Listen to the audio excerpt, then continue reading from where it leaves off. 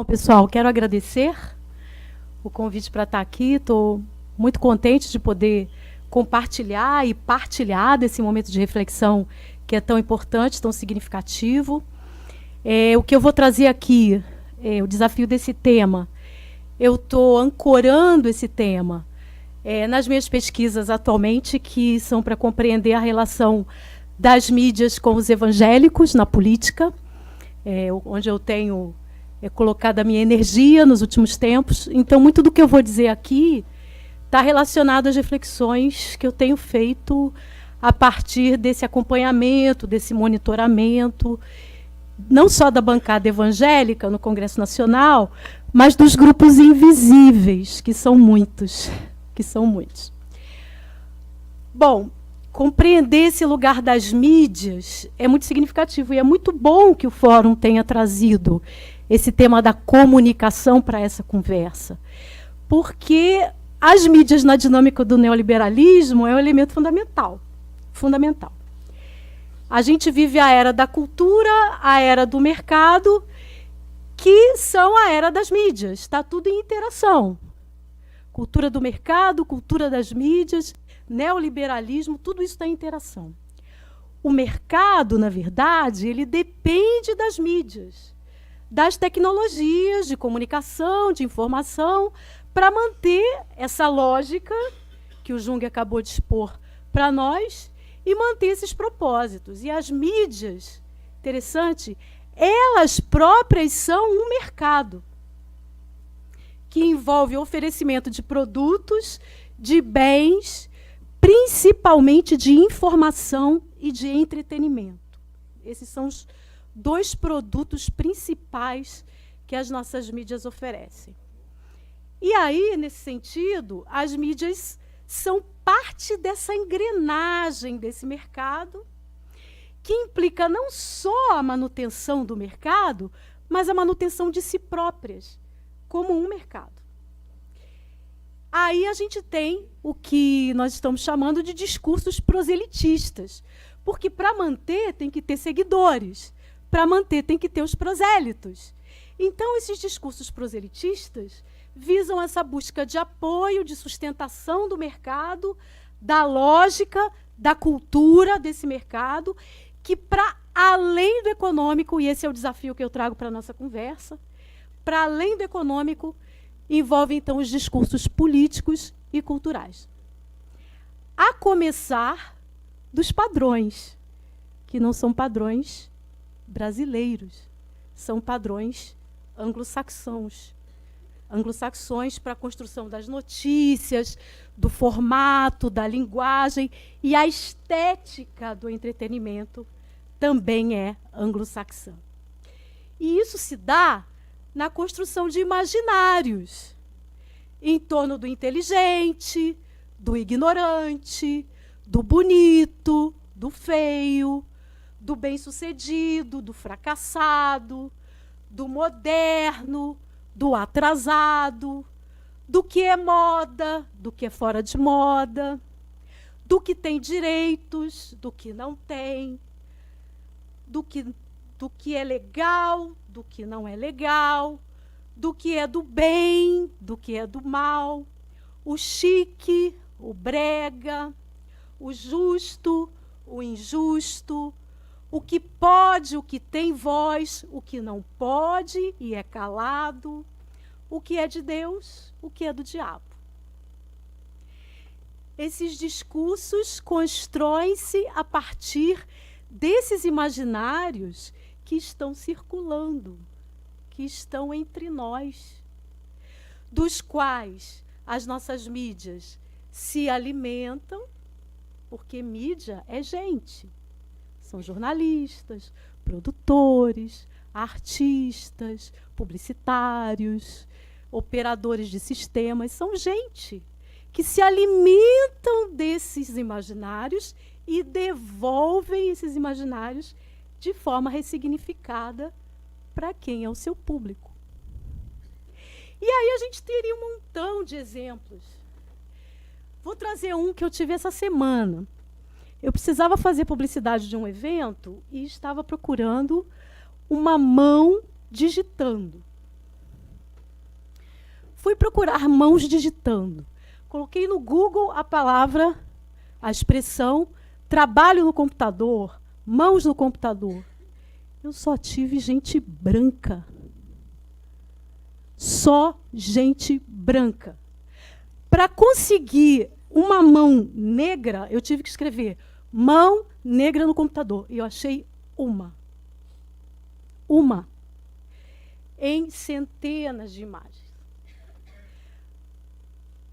Essa semana circulou nas mídias, nas redes, a propaganda da Cruz Vermelha dos Estados Unidos, colocada em várias piscinas, sobre o bom comportamento de quem frequenta a piscina e segue as regras.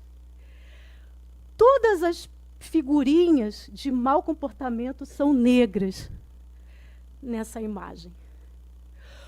O que gerou uma série de protestos, e a Cruz Vermelha dos Estados Unidos teve que pedir desculpas publicamente e retirar a imagem. Só que caiu na rede, já era, né? Já era. Uma coisa que eu tenho observado nas minhas reflexões, nas telenovelas brasileiras, a pena de morte é um dado. Os vilões sempre morrem no final. São raros os vilões ou as vilãs de telenovelas que são presos para pagar pelos seus crimes ou se safam de alguma forma. Até há histórias em que um ou outro se safa.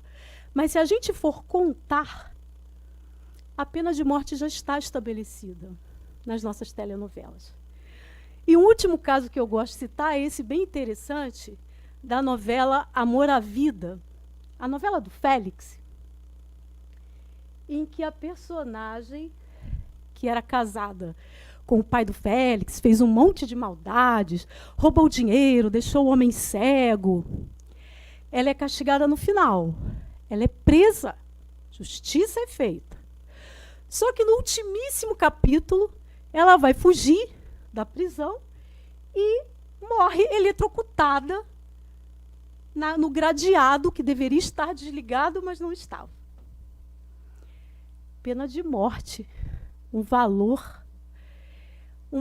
que hoje está muito inserido em programas de entretenimento e que está aí para valer, praticados, basta ver as nossas estatísticas de ação das polícias militares em todas as nossas grandes regiões do Brasil, fora o que não está contabilizado nas regiões menores. São discursos que circulam e as pessoas celebram que a vilã ganhe o que ela merece, que é a morte. Essa celebração passa para a vida. E está lá no jornalismo do Datena, do Marcelo Rezende, jornalismo, que vai nos dizer com todas as letras o que aquele cidadão merece receber pelos crimes que praticou. Então, a gente poderia ficar aqui citando exemplos de informação, de entretenimento, por um bom tempo. Mas não vamos esquecer que tudo isso está dentro de uma dinâmica do mercado. E de que as próprias mídias são um mercado. Um mercado que é como religião, como a gente acabou de ouvir, e que tem a sua catequese, e que tem as suas formas de discursar pelos programas de informação, pelos programas de entretenimento. E se a gente for ver esse mercado, a gente vai ver que temos os conglomerados mundiais, as empresas grandes de mídia, que lucram muito e transformam cada produção em um bem a ser consumido. E aqui a gente tem uma lógica de produção muito interessante das mídias, porque os produtos das mídias, que eu disse que são fundamentalmente de informação e de entretenimento, são produzidos pelo mercado, para o mercado, mas precisa do público para ser consumido. E também precisa de patrocínio para ser produzido. E aí tem uma relação interessante, que passa por quem produz, com os princípios. Eu falei que é gente, né? Tem princípios, tem valores, tem cultura, tem religião. Envolve formação cultural, formação política de quem produz. Mas também quem patrocina tem tudo isso. E quem recebe esses conteúdos também tem tudo isso. Tem a própria realidade cultural, econômica, política, religiosa, e todos esses valores também nesse público. Daí esse desafio que a gente tem, da gente atentar para esse discurso proselitistas nas mídias, como um discurso dominante, um discurso hegemônico, que encontra guarida. O Jung acabou de falar isso. Atinge os corações, encontra a resposta, tem sucesso com o público consumidor, leitor, espectador, usuário. Não é um discurso imposto. Aí é o nosso desafio de pensar. É muito bom a gente ter essa chance aqui de pensar sobre isso. Mas é um discurso construído que é aceito, assimilado. Um discurso que se alimenta dos imaginários, das crenças, dos valores, que são ressignificados, devolvidos à sociedade. É um discurso manipulado, sim, mas manipulado para ser assimilado, aceito naturalmente, como opção e não como imposição. Eu tenho uma pesquisa informal de lugares de comércio e de serviços, vocês devem frequentar vários, e que tem televisão. Qual é o canal que fica ligado nesses lugares? Padaria, salão de beleza, restaurante. Às vezes, em barzinho, você vai encontrar lá um canal de esporte, de surf. Mas, gente, essa minha pesquisa informal, eu vou transformá-la no objeto formal, porque é muito interessante. É a Rede Globo. Outro dia eu arrumei uma confusão. Eu fui fazer um exame e tinha que colocar aquele aventalzinho e tal. Mas eu já tinha passado por todas as salas que você tem que levar, o plano de saúde, estava lá todas as televisões, naquele jornal matutino da Rede Globo. Aí põe o aventalzinho, você tem que esperar nessa salinha até você ir lá. Na salinha tinha uma televisão, também na Rede Globo. Eu não aguentava mais assistir aquele jornal. E eu saí para o corredor. E a moça disse, mas você é obrigada a ficar ali, você não pode ficar aqui. Eu disse, não vou ficar lá, a não ser que você desligue a televisão. Não posso. Pode mudar de canal? Não posso. Eu falei, não, eu vou ficar aqui, no corredor. E para você me tirar daqui, só a força. E ela me deixou. Eu esperei no corredor. Mas eu conversei com ela e perguntei, por que está naquele canal? Por que não pode mudar? É o canal que todo mundo assiste.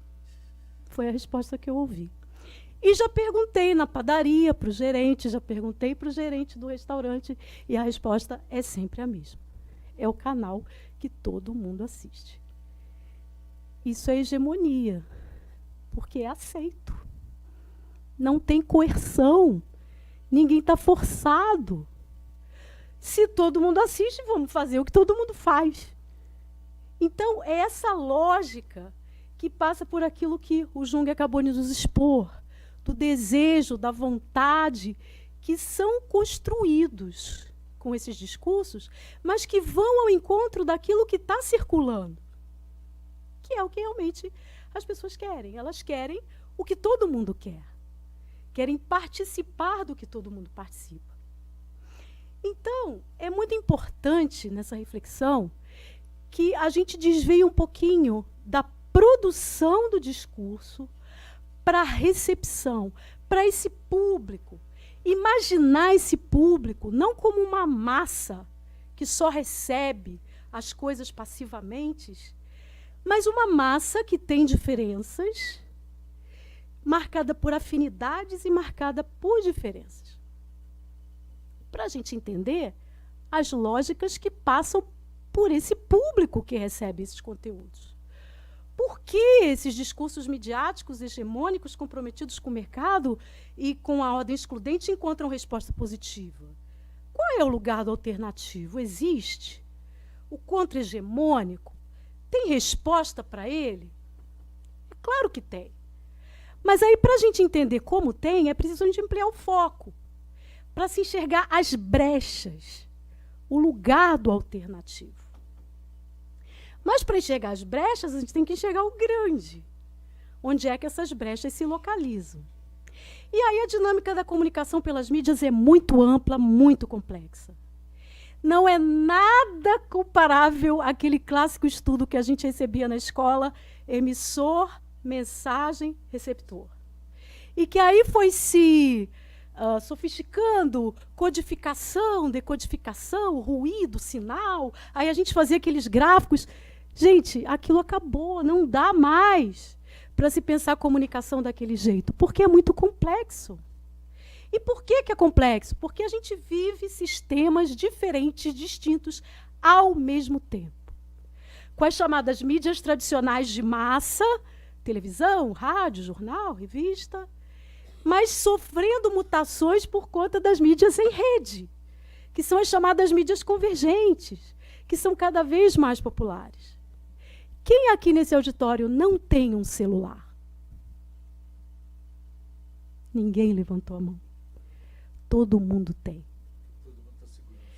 E está segurando, e está usando.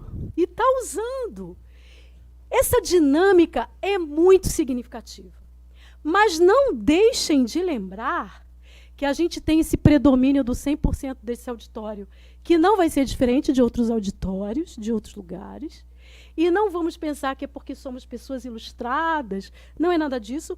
Você vai ali agora, na praça aqui em frente, onde eu passei ainda há pouco, e o morador de rua está com um celular. O morador que estava ali, se organizando para começar o dia. Então, essa dinâmica ela é muito significativa no Brasil. A gente tem as mídias tradicionais ainda muito em evidência. 92% das nossas residências no Brasil tem televisão. 81% tem rádio. 94% assistem TV aberta. 87% todos os dias. 37% assistem TV fechada. É um número bem baixo. 79% ouvem rádio e 67% quase todos os dias. São números muito altos que mostram essa relação forte da nossa população com as mídias tradicionais, abertas, com a força da imagem e da oralidade. As previsões de que o rádio ia acabar não se cumpriram e não vão se cumprir. O rádio não vai acabar. Temos uma forte cultura da oralidade no Brasil, na América Latina, em outros lugares do mundo, e essa força ainda é grande. Já as nossas mídias em rede, quando a gente fala de casas, a gente tem poucas casas, 21% das casas são acessadas por mídias em rede. E mais da metade das pessoas do país com mais de 10 anos estão conectadas pelo menos 5 horas por dia, que é um tempo superior ao gasto com a televisão, que é de 4h30. A grande audiência nas mídias sociais. Quem está conectado, 92% se conecta por meio de mídias sociais. Principalmente o Facebook, 83%. 58% WhatsApp e YouTube, 17%. É interessante que isso dá para a gente um quadro que mostra muito o afeto que se tem pelo celular no Brasil. E eu falo de afeto no sentido daquilo que afeta mesmo. No Brasil, nós temos um afeto pela tecnologia. Somos afetados por ela, as pessoas querem participar dela. E eu citei o exemplo do morador de rua e a gente podia usar outros exemplos que não significa ser afetado por tecnologia e ser parte de uma classe ilustrada. A gente tem, no Brasil, mais de um aparelho por habitante. 85% da população brasileira tem pelo menos um aparelho. Há as pessoas que têm 3, 4. E é interessante que isso está mexendo com a lógica e com o sistema que nos envolve no universo da comunicação e da relação com as mídias. E está mexendo com as mídias tradicionais. As mídias tradicionais que são mais afetadas negativamente por isso são os impressos. É cada vez menor o número de pessoas que lê jornal, 43%, que lê revista, e uma curiosidade para vocês, dos 24% que lê revistas, 50% lê a revista Veja. O que é um dado muito interessante. Agora, há que se fazer uma pesquisa, que eu vou colocar na minha lista de pesquisas que eu desejo fazer, que é dos leitores de chamadas. Daquelas pessoas que ficam paradas na frente da banca de jornal, esperando o ônibus, indo ao supermercado, e param e ficam lendo e vão embora para casa com as chamadas. Daí a importância de, ainda que não se compre o jornal para ler, as chamadas afetam muito. As capas de revista afetam muito, porque muita gente não compra, mas fica com aquela informação e a reproduz, né? Então, é interessante que as pessoas no nosso país buscam as mídias, como eu já disse, mais para informação e entretenimento.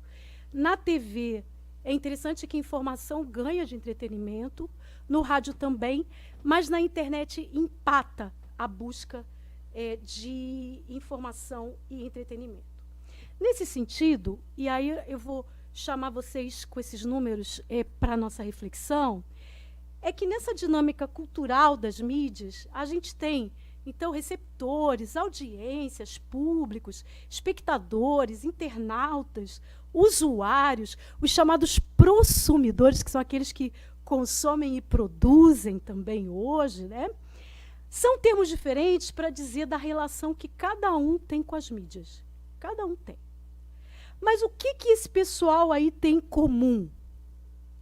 O fato de que nós estamos nesse grupo aqui, e a gente viu que quase a totalidade da nossa população também, a gente está atuando no mundo agora sempre mediado pelas mídias.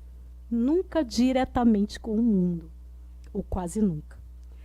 Por exemplo, em situações formais que a gente vive, um passeio ao ar livre, um show, uma exposição de arte, uma feira popular, um torneio esportivo, todo mundo quer fotografar e tornar público o que fotografou. Antes de curtir o lugar, já se está tirando uma fotografia. Tudo hoje é mediado pelas mídias, em especial as digitais. Cada vez mais a gente passa o nosso tempo na frente de uma tela. Por isso, os impressos estão perdendo espaço cada vez mais. E ganham espaço a tela. Fala-se que a gente está na era da mediatização, da audientização, da tecnologização, seja que termo for. O fato é que passamos mais tempo com a tela do que, às vezes, em contato face a face com a família, com processos de educação e outras dinâmicas da vida. Depois vocês fazem a conta aí. Quanto tempo vocês passam na frente de uma tela por dia? E aí não estou falando de celular, não. Tela, tudo que é tela. Celular, computador, televisão. Quanto tempo por dia? É muito tempo. Agora, é interessante que vale lembrar que as audiências, elas já existiam muito tempo antes das telas. Públicos, espectadores, no circo, no teatro, nos jogos, eles já existiam e eles eram muito ativos e interativos. Os públicos aplaudiam, vaiavam, gritavam frases para os apresentadores, atiravam flores ou tomates, ou ovos. Foram as mídias de massa que inauguraram as audiências passivas. Sem possibilidade de responderem às mensagens recebidas. Com as mídias de massa, foi eliminada, então, essa possibilidade de contestar diretamente. Como é que vai fazer? Atirar algo na tela? Como se fazia no circo, no teatro? Contestar com quem?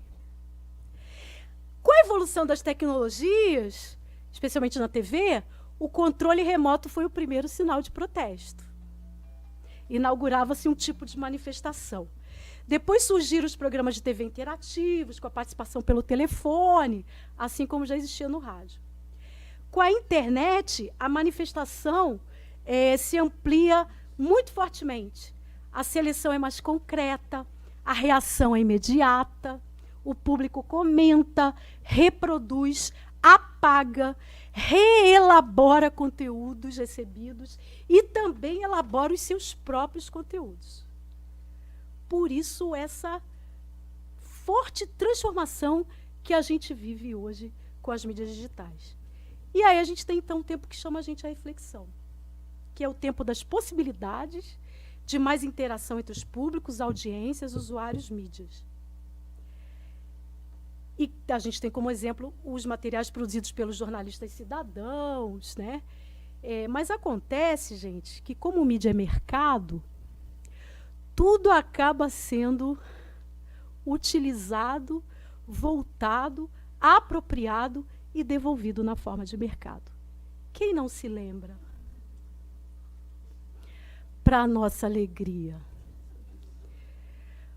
Um videozinho bobo de uma família evangélica, cantou uma música dos anos 80.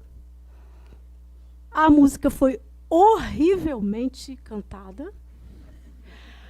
A mãe se indigna, levanta, passa com a vassoura na frente do vídeo, a menina cai na risada, e uma coisa caseira para se divertir, eles resolvem colocar na rede. E o que aconteceu? Como se diz na linguagem, viralizou. E essas pessoas, da noite para o dia, se tornaram celebridade. Celebridade. Passaram por todos os programas de TV, ou seja, é um público consumidor, produtor de mídia que acaba sendo captado pelas grandes mídias tradicionais, transformados em celebridade. Grava publicidade, ele gravou publicidade de um curso de inglês, CCA. É assim que as informações acessadas ou criadas de forma autônoma, elas podem se criar produtos de consumo, podem se transformar em produtos de consumo. Porque as mídias são parte da engrenagem do mercado. E por causa dessas experiências, muita gente acaba desejando fazer o mesmo. E acaba produzindo para quem sabe se tornar uma celebridade. Porque aí toca no que o Jung falou, a dimensão do desejo. Do desejo de estar inserido, do desejo de ser visto. Então, na era da convergência, os projetos de participação nas mídias, de empoderamento das audiências, de fato existem, mas passam pelo que é estimulado por esses grupos que hoje são os conglomerados de mídia, que controlam as mídias, que fazem da mídia um mercado. A lógica é convergir para dominar, então forme conteúdo, mesmo que seja uma bobagem, mas vamos faturar com isso e trazer esse pessoal para o nosso time. O fato é que o poder que marca a indústria da comunicação reflete esse poder imperial, político, econômico, cultural que está estabelecido no mundo. A que países estão ligadas as empresas que controlam o mercado mundial de comunicação? No Brasil, qual é a origem e os compromissos dos grupos que controlam o mercado da comunicação? E é interessante que é uma forma de comunicação que mostra que são preocupantes essas atitudes, inclusive das empresas que montam um banco de dados baseados nos hábitos de navegação, nas informações que o usuário disponibiliza na rede, mesmo que a pessoa nem tenha a dimensão que isso está sendo utilizado para lucrar. Para lucrar. Emerge também dessa dinâmica um valor midiático ancorado no individualismo que caracteriza o mercado, que é a necessidade de existir online.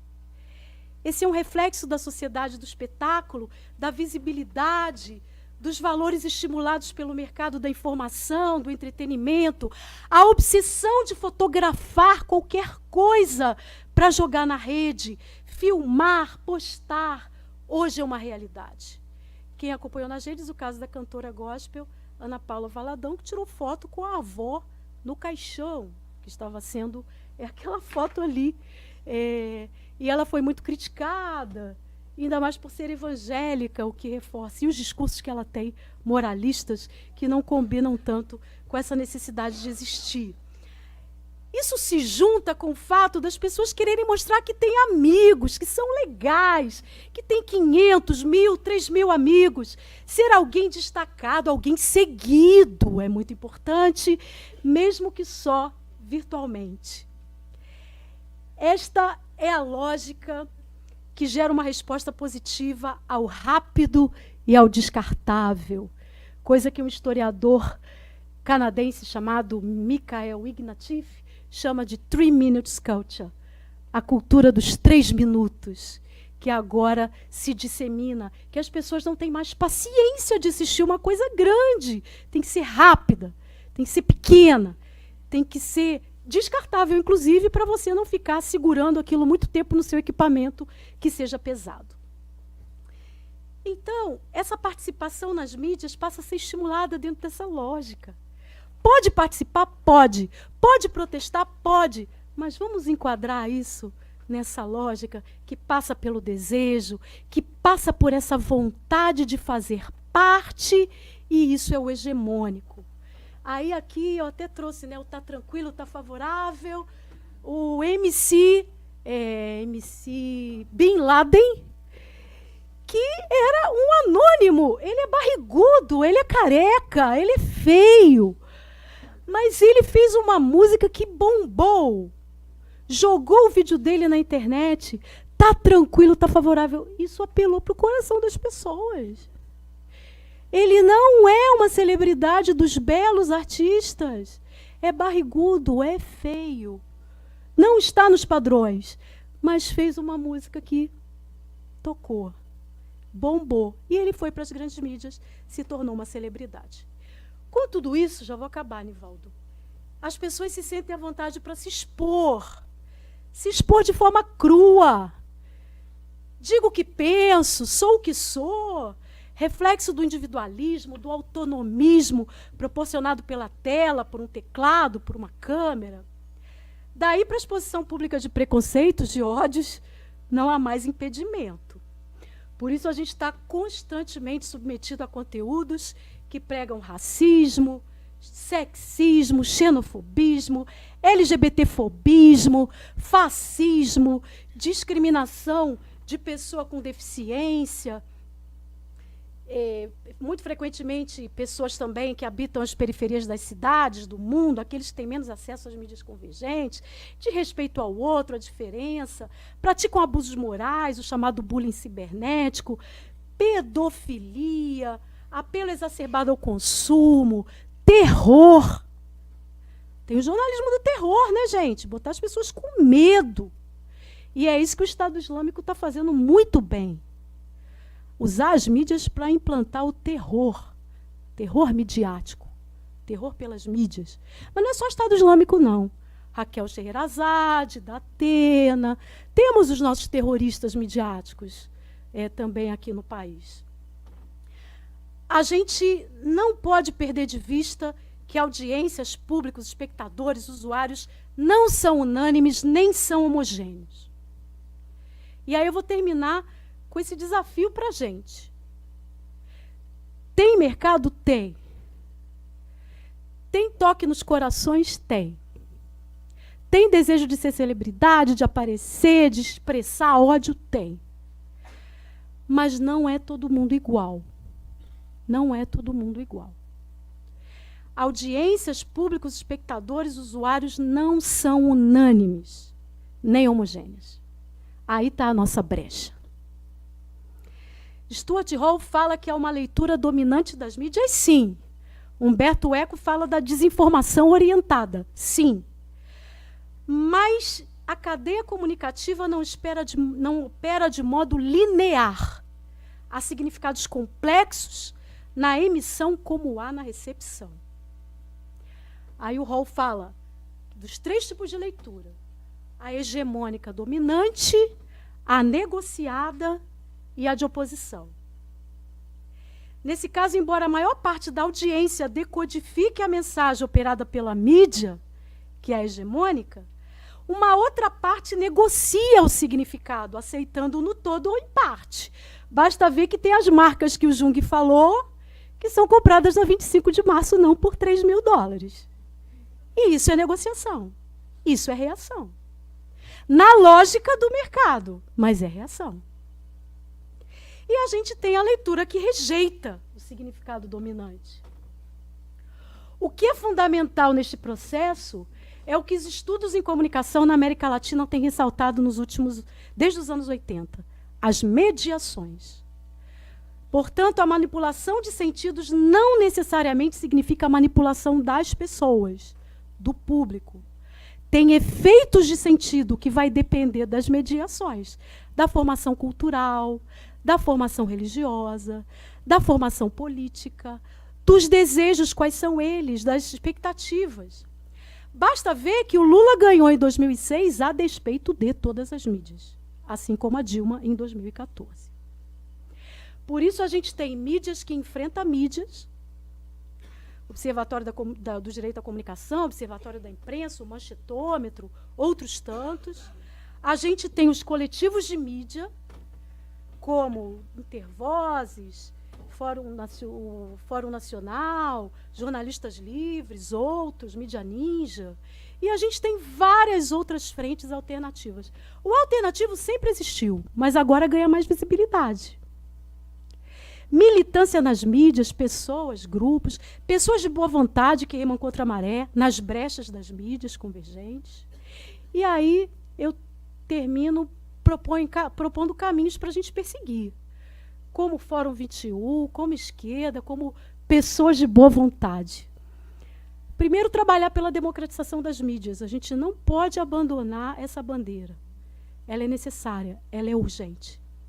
Depois, reforçar as propostas alternativas, o contra-hegemônico, dar audiência e visibilidade a esses grupos alternativos que estão nas mídias. Eles precisam ser vistos. Humanizar as mídias convergentes. A gente tem que estar lá para evangelizar essas mídias convergentes. Trazer coisa nova, trazer coisa boa. Levar em conta expectativas e as diferenças de leitura e de recepção. Não subestimar as audiências. A gente precisa sair de uma posição de ilustrados que olham o público, coitados, estão manipulados, eu não sou manipulada. Gente, não é assim. A gente precisa entender as leituras e aprender com elas. Daí, as campanhas como Humaniza Redes e a campanha que eu estou lançando aqui. Ocupa redes. Ocupa. Ocupa. Vamos ocupar e vamos humanizar para a gente transformar. Obrigada.